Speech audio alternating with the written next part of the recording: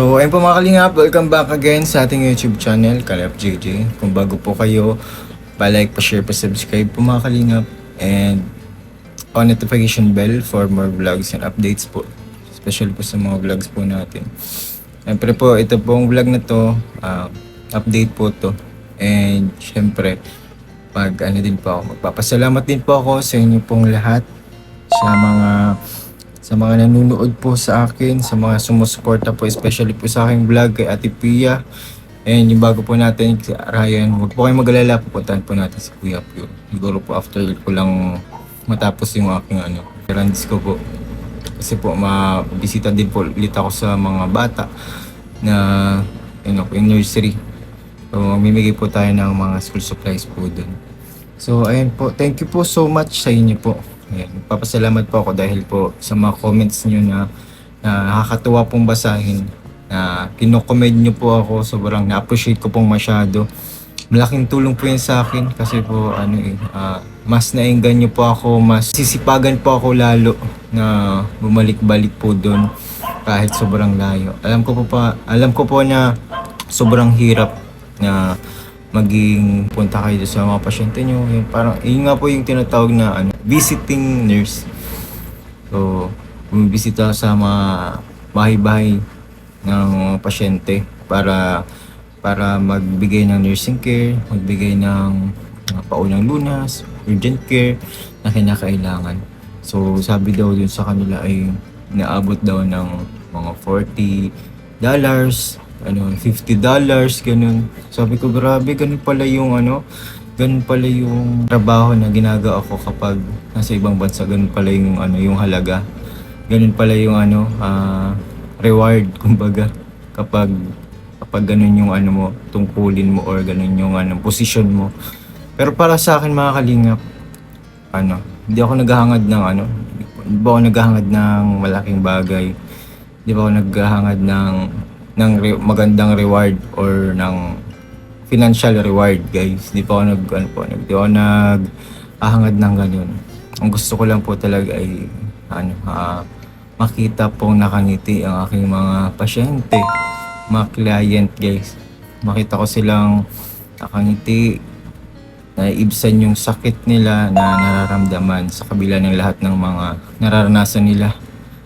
Ayan, katulad po na Ate Pia, di ba? Grabe pong trahedya, grabeng bagyo ang nangyari sa kanyang buhay. Pero sa kabila nun, tumatawa na siya, nakakangiti. Tapos natutuwa po ako kasi pakunti-kunti po nagkakaroon ng progress yung po natin pagbisita po sa kanya, yung pag-aaruga, pag-aalaga. Talagang nagkakaroon ng milestone, kumbaga, yung step by step, little by little, nagkakaroon ng magandang bunga, kumbaga. Para sa akin, yun na po yung reward. Yun na po yung pinakamagandang reward na matatanggap ko po. Yung makita po silang well, yan. Makikita po silang nakangiti, makita ko silang tawag dito, naiibsan yung sakit nila, yung naisip nilang sakit. Yan. Para sa akin yun po yung greatest reward na tatanggap ko po. Yung ngiti nila, yung namin yung goal namin, yung ma-reach namin yung goal namin, yung achievement namin. Yan, katulad po ni Ate Pia na yun, ang goal namin is makaupo siya. Tapos pakonti-konti po. Tapos after ng 2 buwan, po tayo, konti-konti na makalakad po siya. So yun po yun, pakonti-konti po muna. Huwag po natin biglayin. Marami akong nababasa ng comment. Marami po silang sinasuggest. Opo, talaga. Kahit po ako gusto ko na pong makapag-turn side si Ate Pia, kaliwat kanan, kahit paulit-ulit. Kasi nga yung likod niya. Pero po ay mag-alala, guys, kasi advice naman yun ng doktor na talagang wag po siyang gagalaw. Katulad nga nung sinabi ko, may sa thumbnail po na yan, wag at bawal tumayo at lumakad. Manatiling nakahiga lamang sa loob ng 2 months.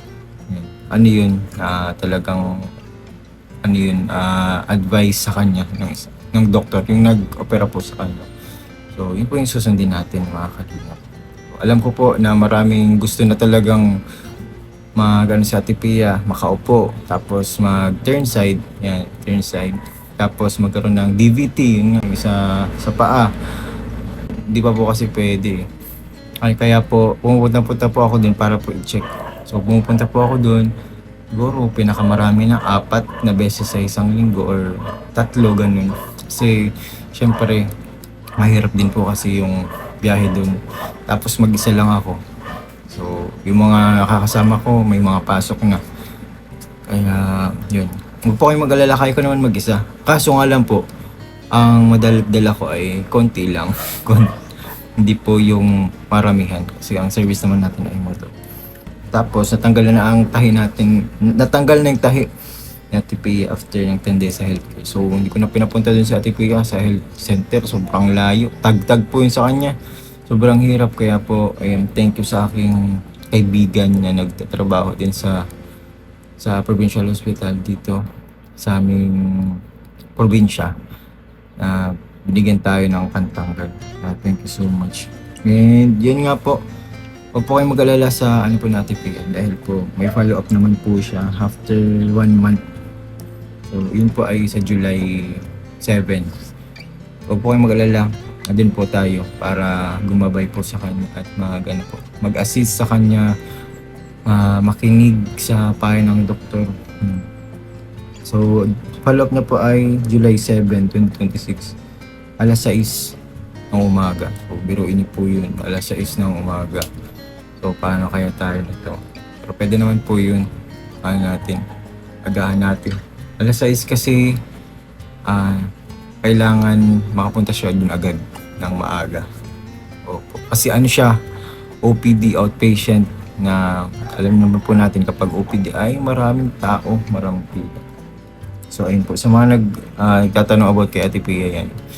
And yun, sa vlog na ito mga kalingap, yun. Nag-iipon din po kasi ako na pambili po ng ano ni Ate Pia, saklay o yung crutches, kumbaga. Yung binabanggit ko lagi sa live. Ang live ko ay ano lang, little viewers lang, kaya in-upload ko na lang para kung sakaling may makarinig para makano tayo, mabigyan natin si Ate Pia ng crutches o yung saklay na orderin natin ng siguro third week of the month ng July or 2nd para po makarating dito bago mag-2 buwan niya. So, kasi ikad-2 buwan niya doon na tayo mag-attempt. So, yan, paupo-upo muna or yan, step by step. Yung upo, meron na may wheelchair na. Alam ko po meron ng wheelchair ganit kay Papa Val. So, tayo na bahala sa crutches yung sakulay. So, ayun. Bukas po ang ating Facebook page Kalingap JJ sa mga gusto pong mag-extend ng blessing kay Ate Pia.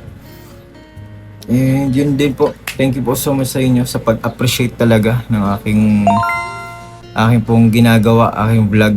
Ngayon po talaga pong tutuwa po ako at nagpapasalamat dahil po talagang sinusubaybayan niyo po at inaabangan niyo po palagi ang upload ko po, especially po sa ating mga tinutulungan. Sana po hindi po kayo magsawa hanggang sa ma-reach po namin yung goal namin, especially kay Ate Pia. And yung kay Ryan din, tanggalan natin din siya ng tahi. Alam kong makakaya din yung Ryan. Hindi kayo pure, pupuntahan po natin siya mga kalingap. So, ayun po mga kalingap, thank you so much sa inyo. Sa nakabot po sa duration na aking vlog na ito. Yan. God bless us all po sa lahat ng viewers na nanonood po sa ating vlog. Ayun po. Thank you so much and see you po sa ating next vlog.